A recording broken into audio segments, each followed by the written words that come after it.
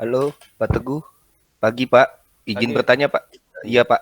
Saya mau bertanya mengenai timing entry ya, Pak. Karena kan saya agak agak worried ya, Pak. Karena akhir-akhir ini kan udah ATH terus nih, Pak. ATH, ATH, ATH terus IHSG. Nah, saya cuma takut salah entry gitu loh, Pak. Entry di saat yang tidak tepat gitu. Kalau dia masih lanjut rally ATH, tapi kalau mengingat Amerika kondisi juga lagi kayak gini, saya takutnya tiba-tiba malah koreksi lagi lebih dalam gitu. Nah, saya udah keburu beli gitu, Pak. Nah, bagaimana pandangan Pak Teguh nih? Tapi kalau kita Saya, nggak beli terus nanti dia lanjut naik gimana, Pak? nah itu dia, Pak. Serba salah. Makanya saya juga lagi agak worried tuh di sana.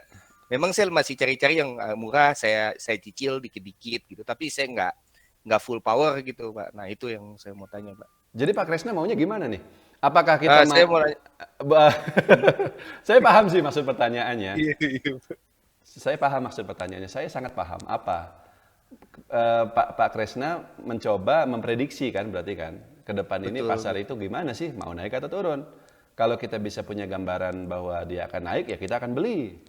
Tapi kalau misalnya ternyata kita tahu bahwa ke depan akan turun, ya entah itu karena Amerika atau apa, ya jangan dulu, malah justru kita jual. Seperti itu kan? betul. Ya pertanyaannya gampang lah, kita bisa lihat masa depan nggak? Iya, enggak sih, Pak. Nggak, oke, oke. Oke, tapi saya coba jawab ya. Baik, baik, Jadi makasih. gini,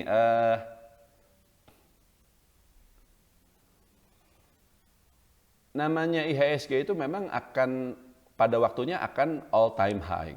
Eh, dan itu bukan berarti dia sudah ketinggian atau apa, enggak. Ya namanya pasar modal dimanapun, di negara manapun itu kan dari dalam jangka panjang, saya sudah pernah ngomong, meskipun dalam jangka pendek, dalam jangka menengahnya dia akan naik turun, tapi dalam jangka panjangnya dia akan naik terus. IHSG kita pada tahun 2010 lalu, itu ketika dia pertama kali tembus 3.000, 2010 ya, itu berarti kan 11 tahun yang lalu, 12 tahun yang lalu, ketika dia tembus ke 3.000 ya orang banyak yang khawatir juga. Wah ini udah all time high nih.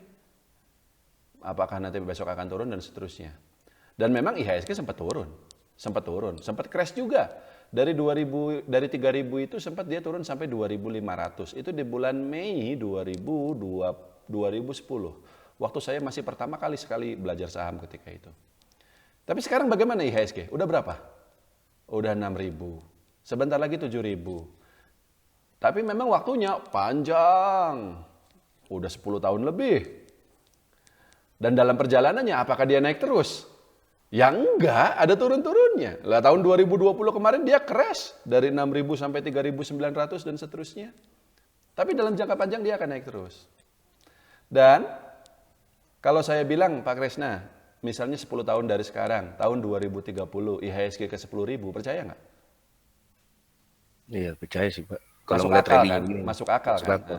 Masuk Iya. akal. Artinya apa? Ya sudah, sebenarnya masalah ATH ini tidak perlu dikhawatirkan. Oke. Wajar namanya saham apa IHSG naik terus tuh. Dalam jangka panjang akan terus. Apalagi yang tadi saya sudah sampaikan. IHSG kita itu sudah sejak tahun 2017. Sejak tahun 2018. Kayak ketahan gitu loh di 6.000 ini. Lama banget. Sempat naik turun lagi, naik turun lagi. Sekarang misalnya dia ke 7.000, ya udahlah, mungkin memang sudah waktunya. Dan kalau saya pikir-pikir ya 5 tahun terakhir ini capek banget loh, luar biasa gitu loh. Kita itu, aduh, kalau dulu ya dulu nih saya bilang nih, tahun 2010, wah itu panen raya itu. Nggak perlu itu kita beli saham-saham goreng-goreng nggak jelas itu. Kita beli saham yang bener, profitnya itu multi bagger semua zaman itu ya. Zaman itu. Sekarang nggak begitu. Kita malah istilahnya dikasihnya saham Bukalapak, saham apa yang pada goreng-goreng nggak jelas. Sementara saham-saham yang benernya malah macet nggak kemana-mana. It's been too long, sudah terlalu lama 5 tahun ini. Saya pikir setelah masanya kemarin krisis ya udahlah 5 tahun ke depan harusnya kita udah profit lah.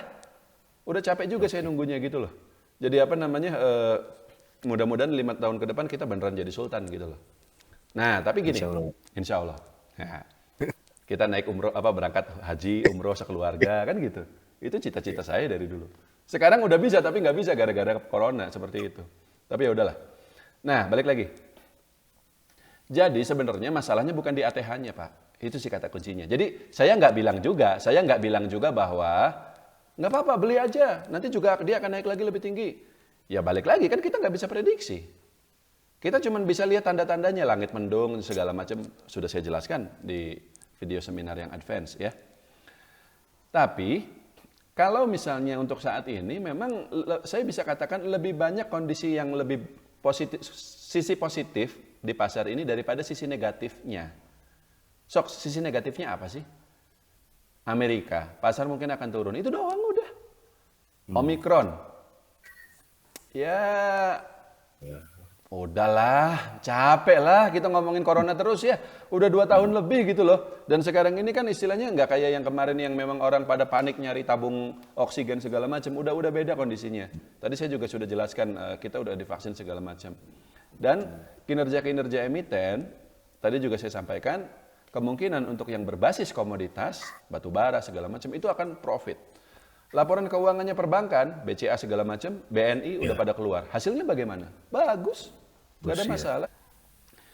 Jadi, menurut saya, mungkin dalam beberapa bulan ke depan, kalau udah ATH begini memang ya dia akan sideways dulu lah. Nggak akan terus-terusan naik seperti itu. Lalu kalau misalnya nih, semalam kan Dow Jones turun tuh, ya mungkin dia akan turun. Oh, IHSG turun. Tapi nggak banyak turunnya.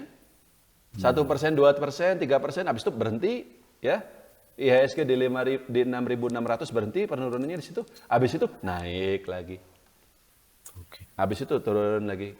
Ini kalau kita bicara jangka pendek. Kenapa? Karena saya pikir pasar saham Amerika juga tidak akan sampai crash meskipun saya setuju bahwa Wall Street akan turun. Tapi dia akan turunnya pelan-pelan saja. Nggak akan seperti waktu tahun 2020 lalu terjadi crash yang turunnya cepat sekali hanya dalam waktu 1 minggu. Kan sekarang pandemi bentar lagi harusnya selesai lah. Dan tidak ada krisis. Yang orang khawatirkan di Amerika sana itu bukan krisis, melainkan bubble. Harga-harga saham, harga-harga kripto dan seterusnya itu sudah naik sangat tinggi, sudah tidak masuk akal.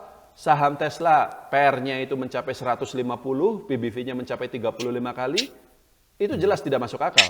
Tapi apakah Teslanya itu sendiri bermasalah? Tidak. Dia kinerjanya bagus, membukukan laba dan seterusnya. Jadi kalaupun sahamnya turun, biasanya penurunannya tidak akan terlalu signifikan. Pelan-pelan aja gitu loh. Kalaupun turunnya dalam banget, masih ingat kemarin ada cerita Facebook sahamnya jeblok 25% dalam sehari? Rebound lagi kan. Naik lagi kan. Seperti itu.